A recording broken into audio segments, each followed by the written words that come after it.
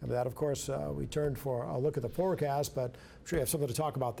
It's nasty what's going on out there. It is. It's still a Category 1. Now, that doesn't reduce the significance of it. The island of Puerto Rico, the island is without power right now. Yeah. There's no power in Puerto Rico right now. So. And that's at where it is now. I mean, yeah, that can only maybe get worse from here, it's between, and we'll show it to you folks in a second here. It is between Hispaniola and Puerto Rico. And the track has shifted a little bit further to the west now, which you'll see here in just a second. But first, big day in Fayetteville today. Yeah.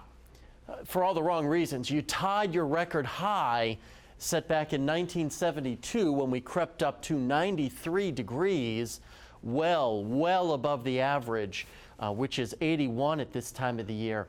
Even a very warm morning. We should be in the mid-50s, not the upper 60s.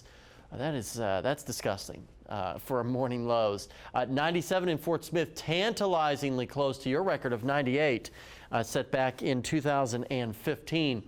I'm sure many of you wished it was 1981 where you woke up to a temperature of 40. That is mighty comfortable. Now, it won't be comfortable for the next couple of days. It's going to be blisteringly hot and humid, but we are watching a cold front by midweek that could, and the models are starting to get in agreement here, bring some much cooler air to the area just in time for astronomical fall, which starts Thursday night at exactly 8:03 in the evening. Temperatures right now, yeah, still warm and soupy, upper 70s and lower 80s across all of Northwest Arkansas. Good evening to our friends in Kingston, a lovely community there in Madison County. They're at 78. Mid to upper 80s still hanging on in the River Valley. 86 in Fort Smith at this hour. Nice and quiet for us. No cloud cover, really nothing to speak of.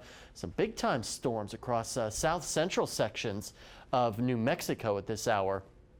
As we take you hour by hour, the evening and the overnight hours will be nice and quiet. Waking up tomorrow, you can see upper 60s, lower 70s across the entire area. We quickly warm right back up into the upper 80s and lower 90s, and we stay there throughout the evening. It's going to be a hot night tomorrow if you're firing up the grill. And even waking up Tuesday morning, not much better. A widespread 70s outside. There's a look at Fiona, now 85-mile-an-hour winds.